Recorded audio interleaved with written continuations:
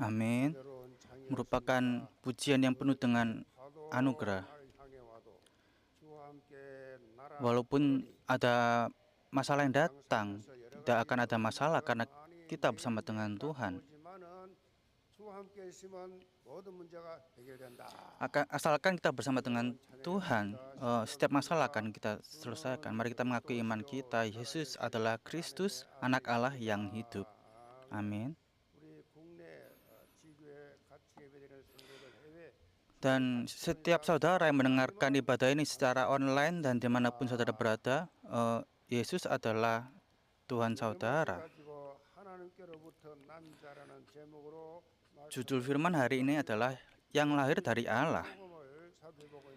Saat ini setiap hari Minggu kita sedang mempelajari Injil Yohanes, yaitu firman yang ditulis oleh Rasul Yohanes, murid yang mengalami kasih Yesus dengan sangat nyata. Yohanes menuliskan Injil ini untuk memberikan kesaksian kepada orang Yahudi maupun bangsa-bangsa lain bahwa Yesus adalah Anak Allah. Jika dibandingkan dengan ketiga Injil sinoptik yang lebih berfokus pada peristiwa-peristiwa dalam kehidupan Yesus Kristus, Injil Yohanes secara lebih jelas mengungkapkan makna di balik setiap peristiwa tersebut. Dan secara khusus, firman dalam Injil Yohanes menolong kita untuk membangun dasar kehidupan rohani yang sangat kuat dan stabil.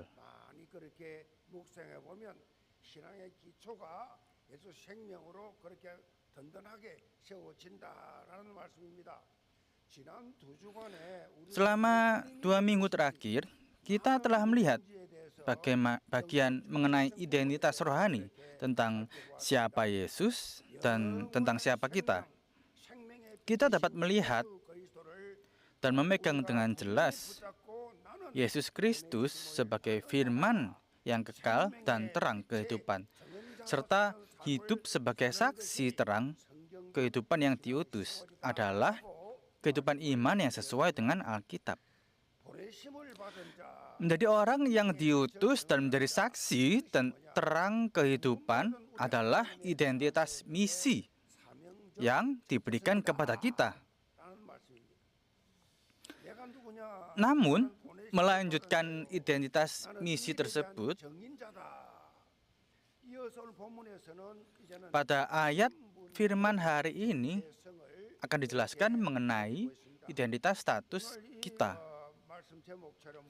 Seperti tema firman hari ini, kita adalah orang-orang yang lahir dari Allah.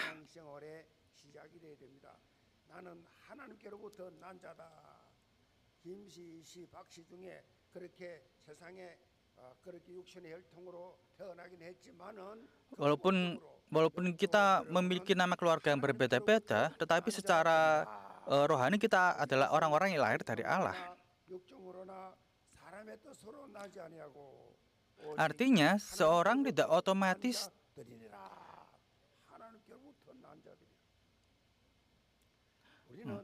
mereka yang dilahirkan bukan dari darah atau keinginan daging, bukan pula dari keinginan manusia, melainkan dari Allah. Kita adalah orang-orang yang hanya lahir dari Allah. Artinya, seseorang tidak otomatis diselamatkan hanya karena ia lahir sebagai keturunan Yahudi secara jasmani. Terlebih lagi, keselamatan bukan berasal dari keinginan daging atau niat manusia, yaitu bukan dari keinginan atau kehendak manusia. Keselamatan manusia semata-mata bergantung pada Allah.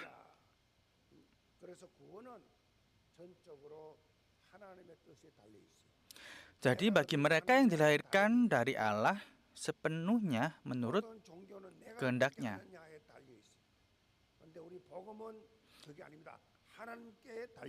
Kalau secara agama itu bergantung pada kita, tetapi firman tidak demikian. Itu benar-benar bergantung kepada kehendaknya.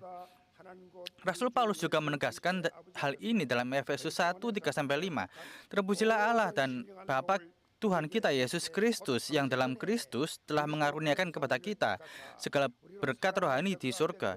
Sebab di dalam Dia Allah telah memilih kita sebelum dunia dijadikan, supaya kita kudus dan tak bercacat di hadapannya. Dalam kasih Ia telah menentukan kita dari semula oleh Yesus Kristus untuk menjadi anak-anaknya sesuai dengan kerelaan kehendak-Nya.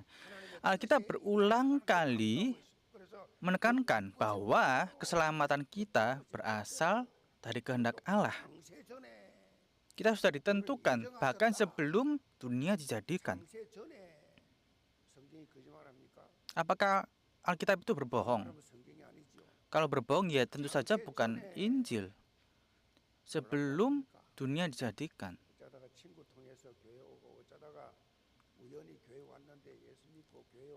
Mungkin saudara bilang, hanya kebetulan kalau saya diundang dan bisa datang ke tempat ini, bukan karena seseorang yang lain.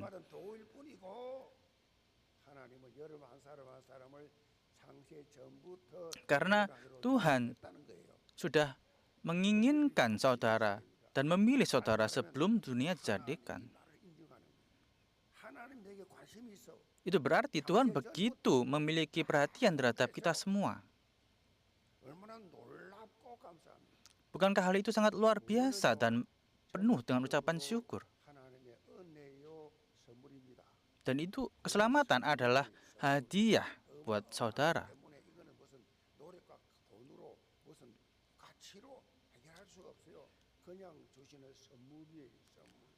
Kita tidak perlu memberikan hal lain untuk bisa mendapatkan keselamatan itu. Ini adalah sebuah hadiah, jadi tinggal terima saja.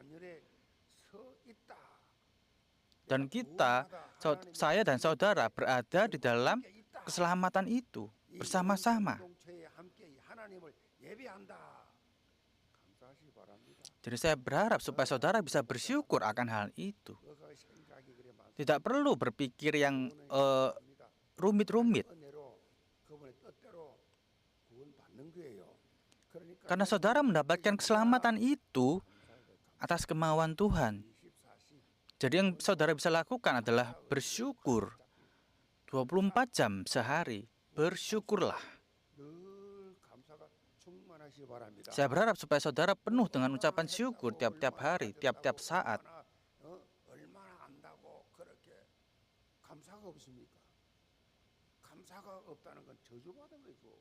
Kalau saudara mengatakan paham akan firman, tapi kalau saudara tidak bersyukur, ya berarti saudara ada masalah. Karena kalau Tuhan sudah memilih saudara sebelum dunia jadikan, ya saudara harus bersyukur. Makanya kita berulang kali menegaskan bahwa saudara harus mengucapkan syukur tiap-tiap hari, bahkan dalam keadaan yang sulit sekalipun. Itu adalah kehendak Allah. Boleh terus bersyukur tanpa henti-hentinya. Bagaimana mungkin manusia bisa terus bersyukur? Ya tentu saja dalam kehidupan ada hal yang bisa bersungut-sungut.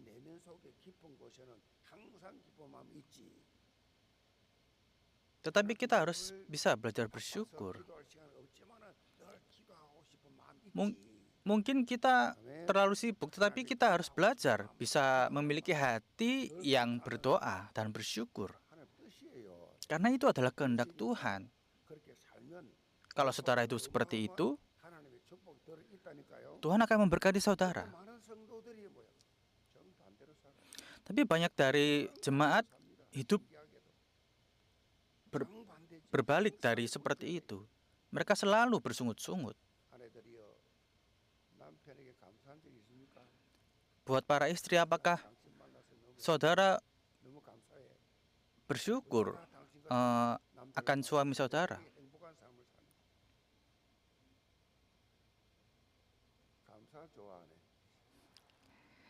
Saudara sangat suka ya tentang hal bersyukur ini.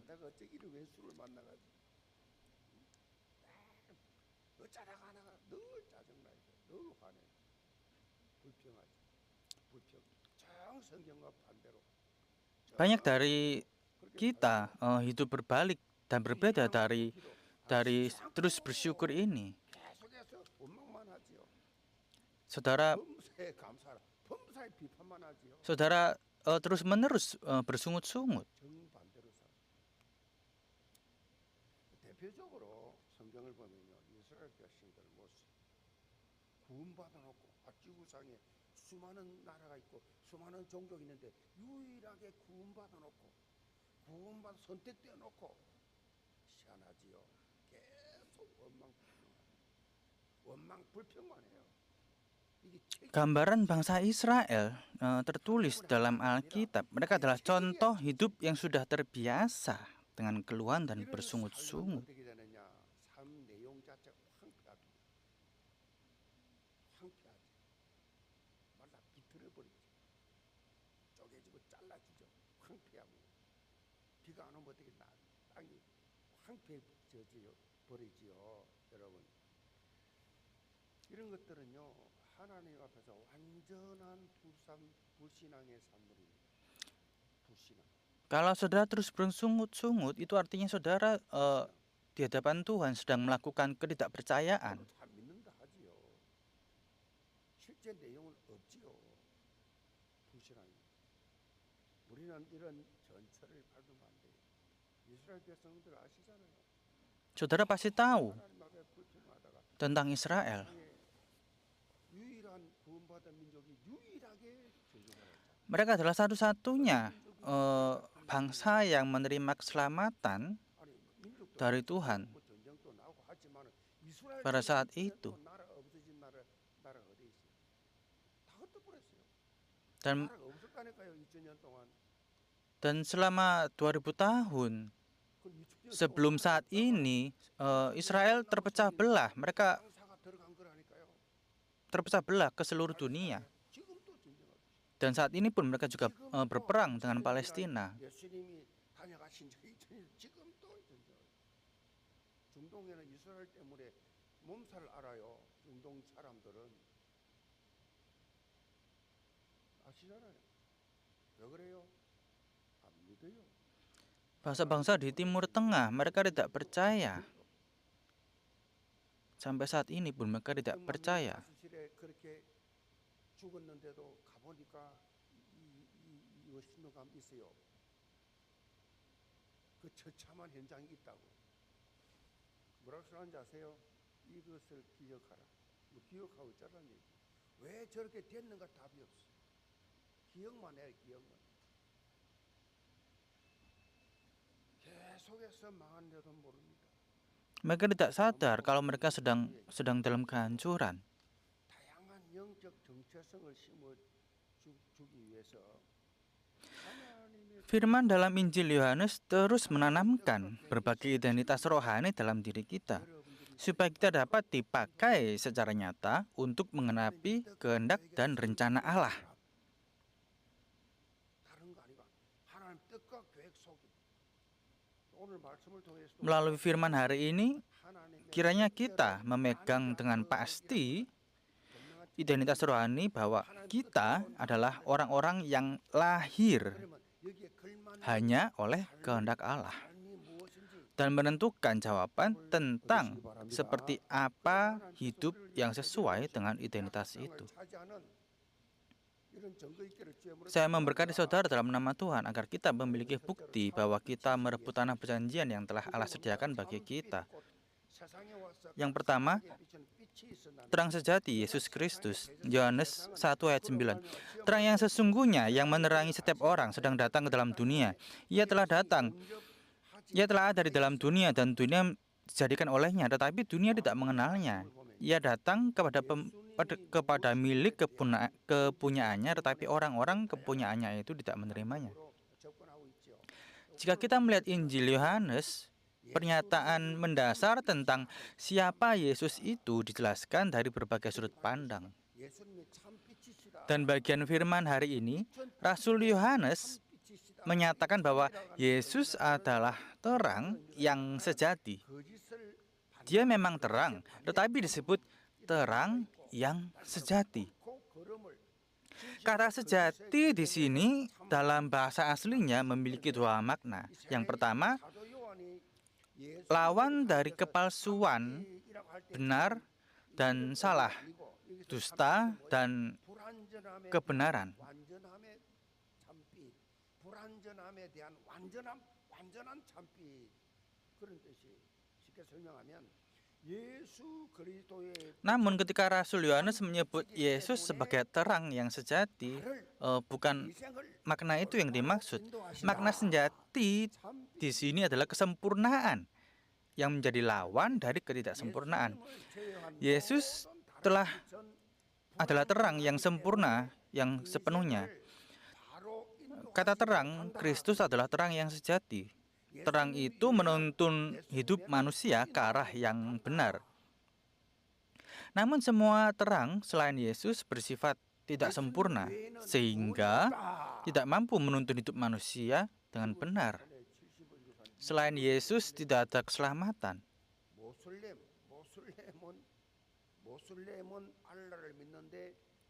Orang-orang Muslim percaya kepada Allah, dan agama Islam dibuat oleh Muhammad.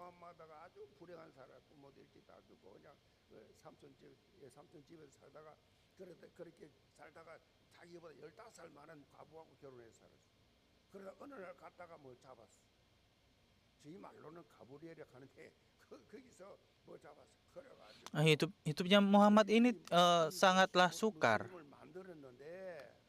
dan dia 세계 인구 20억이 dan umat 마호메드가 구원해서 Islam di dunia adalah sangat banyak. 그 사우디아라비아에서 시작한 거거든요. 사우디아라비아에서 시작된 건데 Dan itu dimulai dari Arab Saudi. 메카가 그곳이 메카. 수백만 명이 와서 그 돕니다. Dan kuburan Muhammad ada di Mekah itu, dan ribuan orang mengitari kuburan Muhammad untuk mendapatkan keselamatan, karena mereka berpikir bahwa keselamatan bisa didapat dari tempat itu.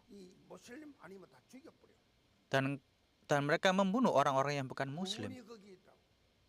Mereka berpikir bahwa keselamatan dari sana.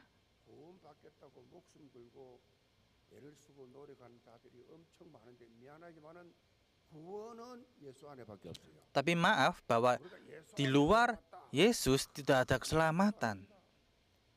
Bahwa saudara harus sangat bersyukur kalau saudara boleh lahir sebagai orang Kristen dan sebagai orang Korea yang bisa menerima kebenaran firman Tuhan.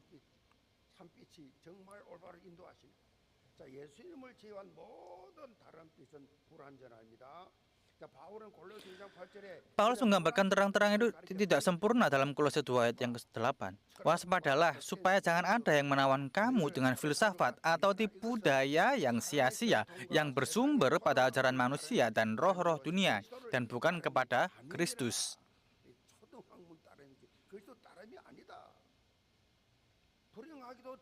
Sangat disayangkan, kebanyakan orang justru mengikuti terang dunia yang tidak sempurna itu. Bukan terang yang sejati, yaitu Yesus Kristus.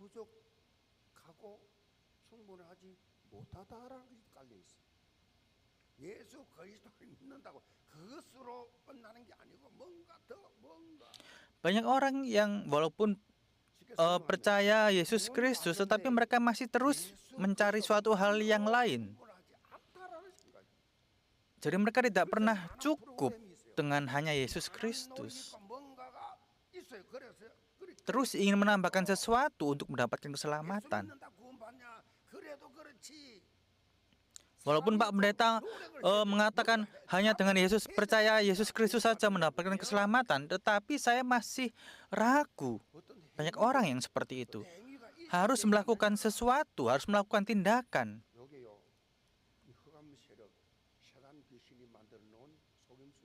Itu adalah tipu daya iblis. Itu adalah tipuan. Ya, memang baik. Seseorang itu bertingkah laku baik.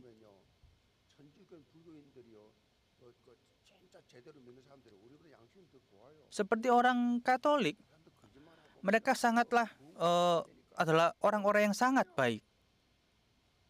Secara manusiawi, mereka sangat baik.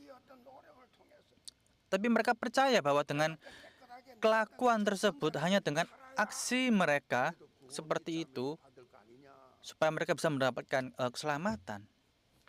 결과는 어떻게 되느냐? Lalu bagaimana hasilnya? 지배하는 이 세상 풍조에 빠집니다. 그래서 영원한 멸망길로 가는 것이 모든 종교의 결과예요. Dan ujung dari setiap agama di luar Kristus adalah 여러분 kehancuran yang total, yang 다시 가시기를 terus-menerus. 바랍니다. 특별히 본문 9절에 보면 예수님께서 참 빛으로 오셨는데 그 빛은 Secara khusus, dalam ayat 9 disebutkan bahwa Yesus datang sebagai terang yang sejati. Dan terang itu menyinari setiap orang. Bangsa Yahudi terjebak dalam kesombongan rohani. Mereka merasa hanya mereka yang adalah bangsa pilihan. 반찬을 내놓으려니까 식당에서 막 화를 내요. 아니 손님 먹으러 화내면 정상 아니잖아요. 그 사람들은 그런 수준 정도가 아니요. 이방인들이 가져온 음식을 자기 식당에 내놓지 말라는 것입니다. 그 내놓으면 그것이 불결하기 때문에 죄가 되기 때문에 절대로 이방인 음식은 우리 식당에 내놓지 마라. 막 감독을 해요. 감독 돌아다니면서 그렇다고 우리가 안 먹습니까? 고추장 악착같이 김치 Mereka sangat benci terhadap orang-orang yang bukan Yahudi. Sebagaimana parahnya, yaitu adalah ketika kalau pergi ke tempat restoran yang bukan Yahudi, mereka akan sangat memisahkan makanan yang bukan Yahudi.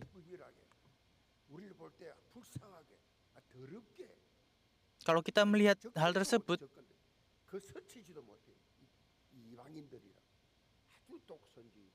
mereka pasti sangat aneh kok sampai memisah-misahkan makanan yang seperti itu. Rasul Yohanes sangat mengetahui hal ini sehingga ia menekankan bahwa Yesus, terang yang sejati, bukan hanya menerangi orang Yahudi, tetapi juga bangsa Yunani dan semua bangsa. Ia adalah terang bagi orang-orang yang kaya atau miskin, laki-laki atau perempuan, tua dan muda, apapun warna kulitnya.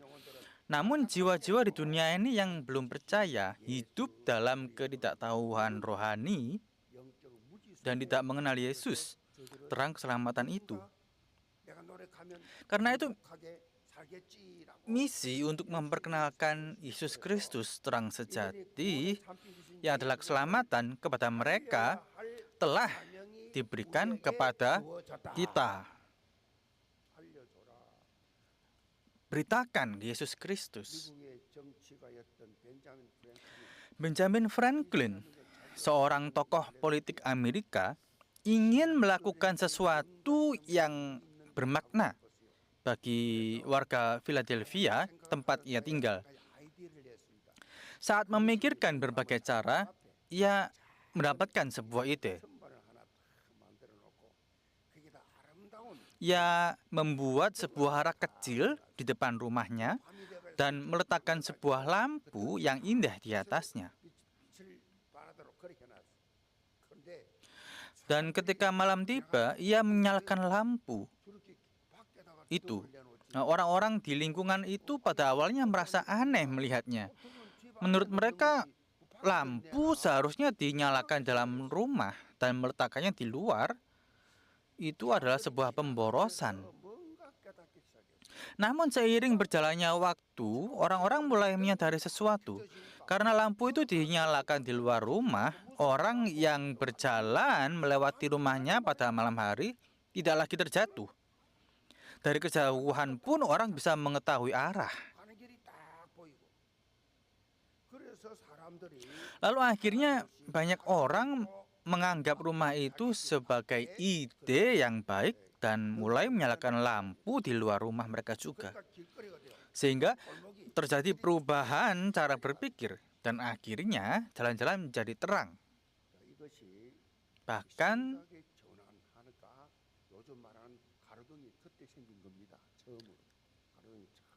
dan akhirnya muncul lampu jalan yang sekarang sudah umum yang mulai muncul. Kalau tidak ada lampu di jalan ya tentu saja sangat gelap, jadi sangat menakutkan. Saya menyampaikan hal ini karena ada maksudnya. Saat ini, saudara sudah menerima terang keselamatan, yaitu Yesus Kristus yang adalah terang sejati. Tetapi kita perlu melihat kembali, apakah terang itu sedang kita tutupi di dalam diri kita? Terang keselamatan yang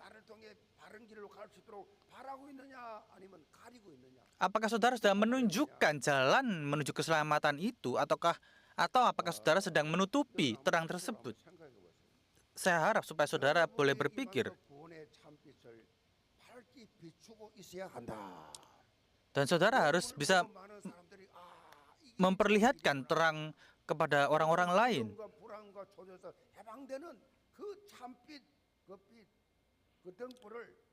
Menyalakan terang yang sejati.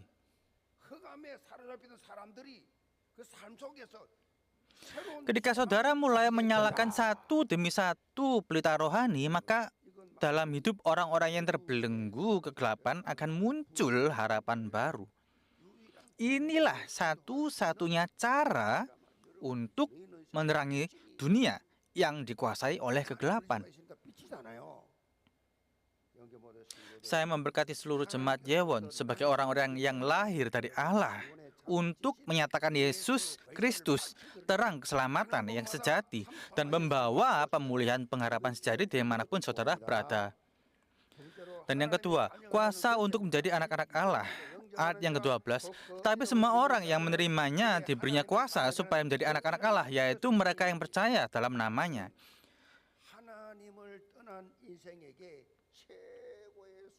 Firman ini adalah Injil di atas segala Injil yang memberikan pengharapan terbesar bagi manusia yang telah terpisah dari Allah.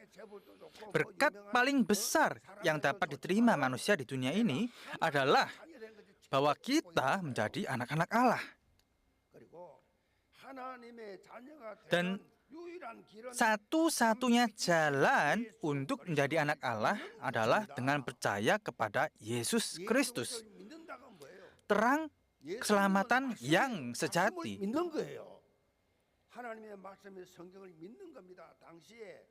Pada zaman itu, nama seseorang mewakili seluruh pribadi dan kehidupan orang itu.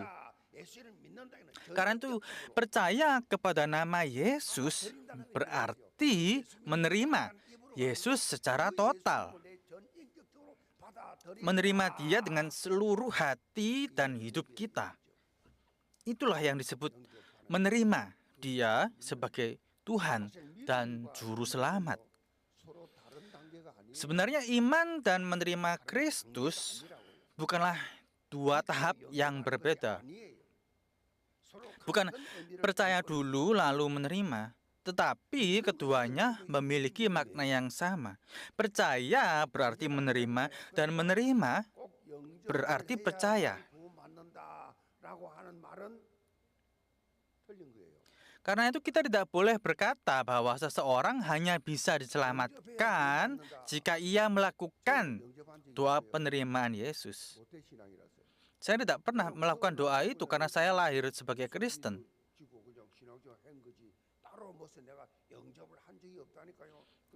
Jadi saya hanya mengikuti pelatihan-pelatihan. Jadi percaya dan mengakui itu adalah hal yang sama. Jadi saya tidak pernah memiliki jam untuk mengikuti doa tersebut, tapi saya sudah selalu percaya Yesus Kristus.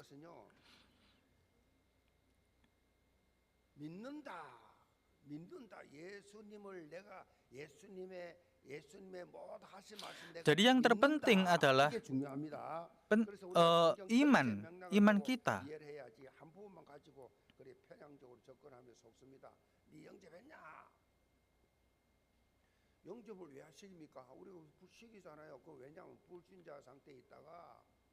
Kenapa kok perlu melakukan doa penerimaan? Untuk orang-orang yang belum percaya itu penting. 사실인지 아닌지 알 수 있는 방법이 어떻게 아느냐? 끝으로 볼 때 adalah 예수 영접하는 게 보이면 믿는 거예요. adalah cara untuk mengetahui apakah orang yang tidak percaya ini, orang-orang baru ini 그러면 eh, 영접하는 시간을 가져야 돼. benar-benar 그래서 우리가 mempercayai Yesus sebagai Kristus.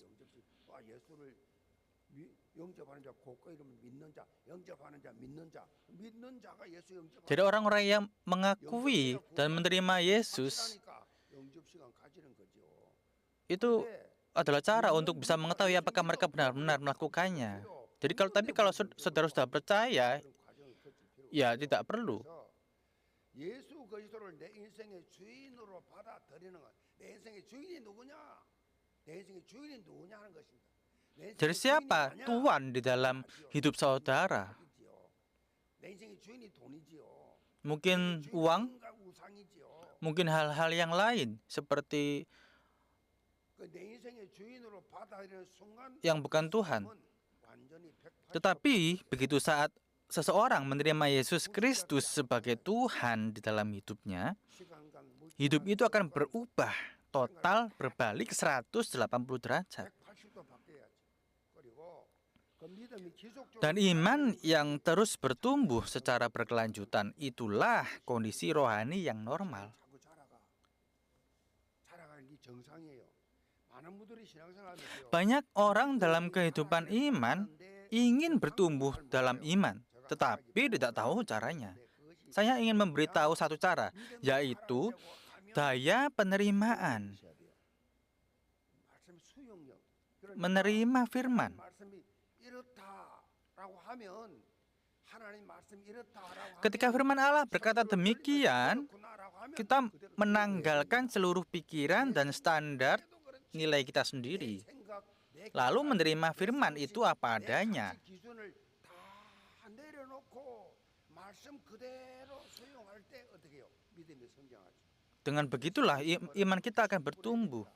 우리가 Jadi kehidupan rohani itu sebenarnya harus simple. 공부를 많이 해야 되는데 공부를 많이 한 사람은 자기도 모르게 뭔가 논리적으로 Ya benar, kita harus belajar. Tetapi semakin kita pintar, 말씀 그대로 받아들여요. kita akan berpikir untuk percaya kepada firman itu. Padahal sebenarnya kita hanya perlu untuk percaya firman itu 100%.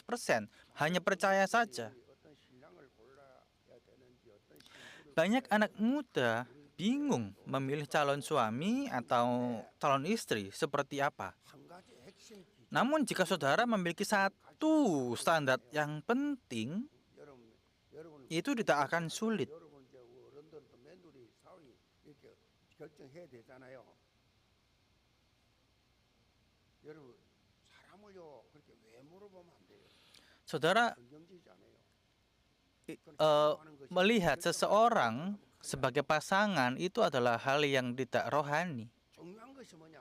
Dan yang paling penting adalah apakah 하나님의 말씀을 제대로 수용하느냐 안 하느냐. lawan jenis yang saudara pilih, apakah dia bisa menerima 100% akan firman Tuhan. 그 사람은 하나님 준비한 자예요. Kalau orang tersebut bisa menerima seperti itu, berarti orang itu adalah 마치 스폰지처럼 orang yang sudah Tuhan siapkan untuk saudara. 바라먹어 그냥 쫙쫙 먹어 그냥 은혜를 받아. 예배 끝나 포럼하는데 이 말씀에 대한 쫙 나와.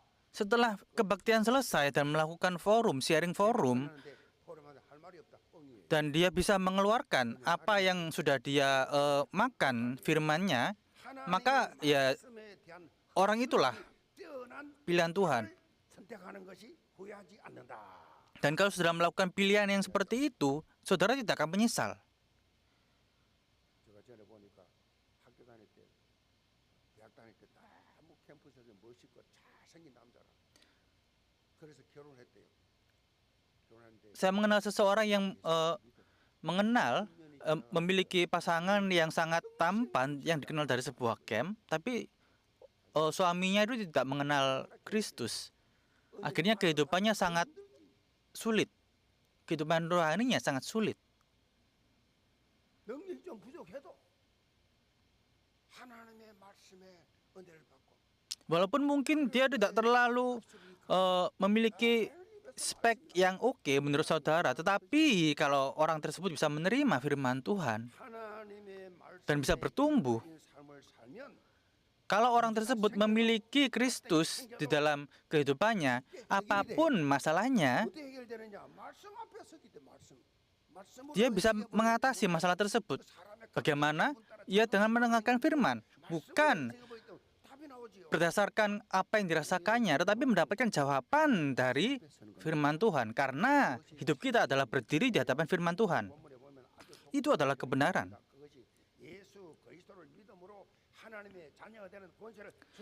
Dalam bagian firman hari ini ada ungkapan yang sangat unik, yaitu bahwa dengan percaya kepada Yesus Kristus, kita diberikan kuasa untuk menjadi anak-anak Allah. Sebenarnya jika kita hanya dikatakan bahwa kita menjadi anak-anak Allah, maknanya tetap bisa dimengerti. Tetapi, mengapa kita menekankan bahwa kita diberi kuasa untuk menjadi anak-anak Allah?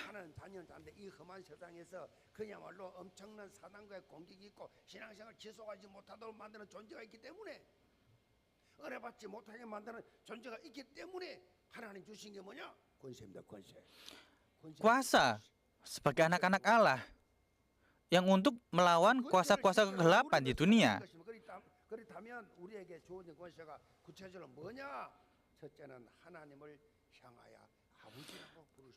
Kekuatan apa yang diberikan kepada kita? Yang pertama, kita memiliki hak istimewa untuk memanggil Allah sebagai Bapa.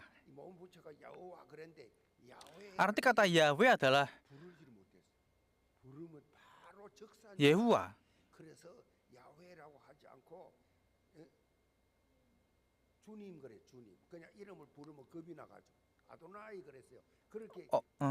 Orang-orang dulu memanggil Tuhan atau Adonai.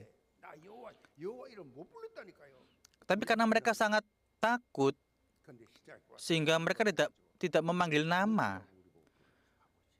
Tetapi kita bisa memanggil Tuhan sebagai Bapa. Ini bukanlah hal yang biasa. Dan kita berdoa di dalam nama Yesus Kristus.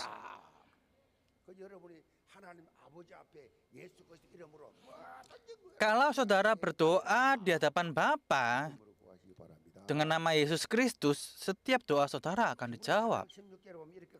Dalam Ibrani 4 ayat yang ke-16, karena itu marilah kita dengan penuh keberanian menghampiri tahta kasih karunia, supaya kita mendapat rahmat dan menentukan kasih karunia untuk mendapat pertolongan pada waktunya.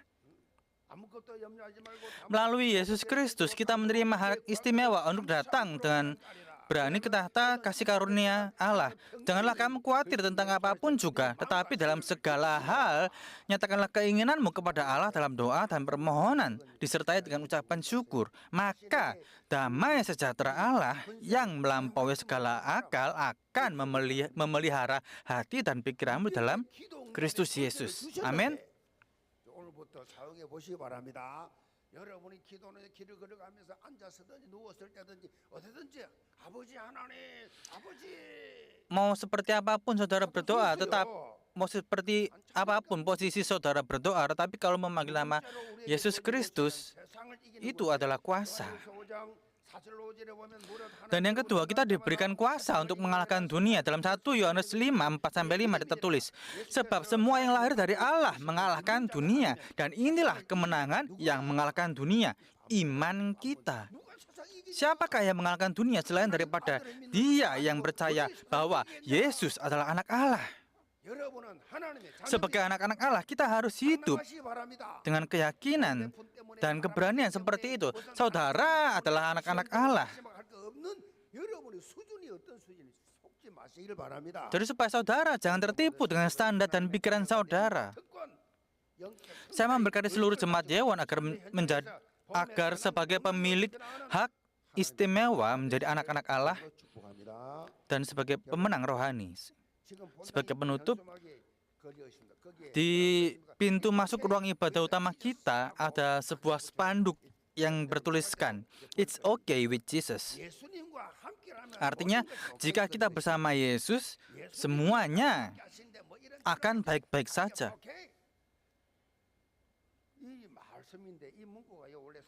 Awalnya ini adalah dipasang di papan iklan Times Square di New York oleh lembaga, lalu menyebar ke seluruh dunia. Dan saya ingin melalui spanduk ini supaya orang-orang bisa tahu bahwa tidak ada masalah bersama dengan Yesus Kristus.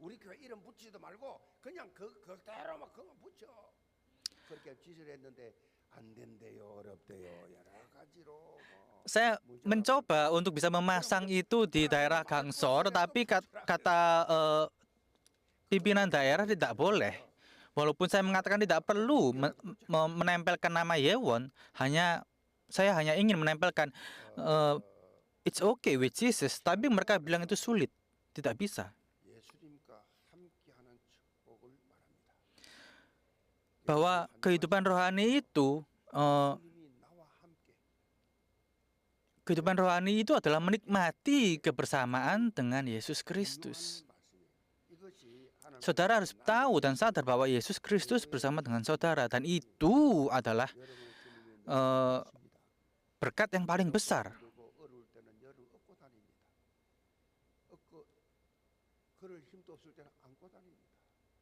Kalau pada saat saudara tidak memiliki kekuatan dan sangat susah karena setiap masalah, Dia yang akan memeluk saudara. Dan itu adalah yang harus saudara rasakan tiap-tiap hari. Bahwa Yesus Kristus ada bersama dengan saudara. Saya memberkati saudara hanya dalam nama Tuhan Yesus Kristus. Mari kita berdoa. Bapa, kami bersyukur walaupun kami berada di tempat ladang kami yang sulit, tapi kalau kami bisa menikmati kuasa doa dan terang sejati hanya di dalam nama Tuhan Yesus Kristus kami berdoa. Amin.